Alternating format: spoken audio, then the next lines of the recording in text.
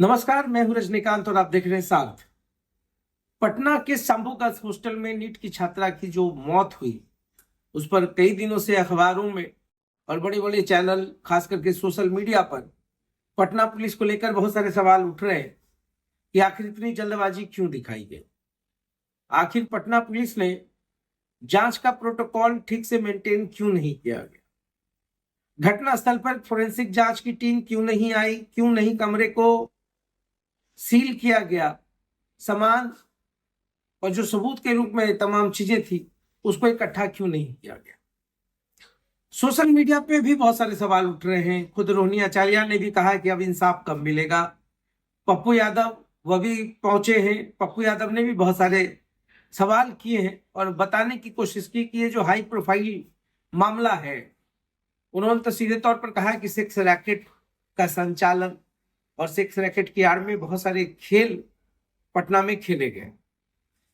चलिए, तमाम चीजों पर अब आईजी जितेंद्र राणा जांच कर रहे हैं। तमाम जो चेहरे हैं जिन पर भरोसा उठ चुका है लोगों का, वैसे वर्दीधारियों को इस पूरे जांच से अलग रखा गया है। थाना प्रभारी ने इतने बड़े कदम क्यों उठाए, क्यों जल्दबाजी में सब कुछ बयां कर डाला और बयान जो है एसएसपी तक चला आया, जिसमें पहली बार में तमाम चीजों को इनकार किया गया, मगर जब जांच रिपोर्ट और पोस्टमार्टम की रिपोर्ट आती है तो चौंकाने वाले तथ्य सामने आने लगते हैं और फिर दुष्कर्म की बात सामने आ जाती है।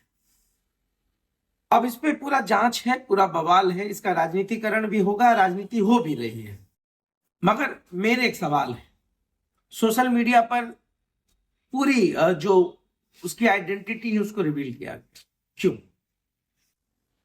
क्यों उस बच्ची का नाम इस तरीके से घसीटा गया, क्यों उनके परिवार वालों का वीडियो फुटेज दिखाया गया, ये तो सवाल है। मगर उससे भी बड़ा सवाल है पूरे बिहार के सिस्टम, सरकार से, कि क्या गर्ल्स हॉस्टल या बॉयज हॉस्टल चलाने के लिए कोई मानक है या नहीं है।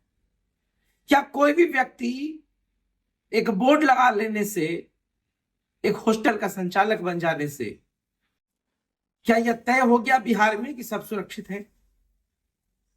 आखिर ये मनीष चंद्रवंशी, मनीष रंजन पूरे हॉस्टल का संचालक रहा, सड़कपति से कब करोड़पति बना किसी को पता ही नहीं चला। कोविड काल में ये ऑक्सीजन का जो एक रैकेट, ब्लैक मार्केटिंग शुरू करके महज 15,000 कमाने वाला मनीष रंजन उर्फ मनीष चंद्रवंशी, इतना बड़ा रैकेट और इतना बड़ा पैसा कैसे उसने कुछ संपत्ति बना ली, ये बड़ा सवाल है। एक निजी नर्सिंग होम में 15,000 का स्टाफ आज करोड़ों की बिल्डिंग खोल करके उसमें हॉस्टल चला रहा है। और सिर्फ मनीष रंजन ही क्यों, पूरे बिहार में जहां जहां भी हॉस्टल चल रहे हैं, क्या कोई सिस्टम, कोई लॉ, कोई मानक है या नहीं है। सवाल मेरे ये, नालंदा हो, पटना हो, बेगूसराय हो, कहीं भी हो, मुजफ्फरपुर हो, अन्य तमाम जगहों पर आज जो हॉस्टल संचालित होते हैं, क्या उसके संचालक का कैरेक्टर सर्टिफिकेट पुलिस वेरिफिकेशंस के बाद दी जाती है। क्या हॉस्टल चलाने की अनुमति क्या प्रशासन ने दी थी। अगर दी होती तो आज ये मामला नहीं होता। मनीष चंद्रवंशी, मनीष रंजन खुद एक दागदार व्यक्ति रहा है, हर्ष फायरिंग के केसेस हैं, अंधाधुंध फायरिंग के केसेस हैं, और ऐसा व्यक्ति जो है हॉस्टल चला रहा है। साहब, पूरे बिहार में कितनी संख्या है बॉयज एंड गर्ल्स हॉस्टल की, क्या इसकी जानकारी है सरकार के पास। क्या प्रशासन बता सकता है कि कितने हॉस्टल जो चल रहे हैं उसके संचालक को पुलिस ने अपनी ओर से कोई प्रमाण पत्र दिया है, जिला प्रशासन ने दिया है, क्या मानक चेक किया गया, क्या सुरक्षा के मानक चेक किए गए। बेटियां कैसे सुरक्षित हो सकती है साहब, एक भरोसे के बाद पिता मां अपनी बच्चियों को बाहर भेजती। कभी यह जानने की कोशिश की गई कि उनके बच्चे कर क्या रहे हैं पटना की सड़कों पर या कहीं के सड़कों पर। क्या उनकी बेटियां सुरक्षित हैं। ठीक है, हॉस्टल में वो रहती हैं, हॉस्टल की जवाबदेही तो हॉस्टल संचालक की होती है ना। अब सड़कों पर क्या हो रहा है, इससे इनकार नहीं है कि हर चीज का नॉलेज नहीं हो सकता है, मगर फिर हॉस्टल्स में कैसे लोग आते, आखिर उस रात में कौन आया था, अगर बच्ची डिप्रेशन में थी तो क्यों थी, ये तमाम बड़े वाले सवाल हैं।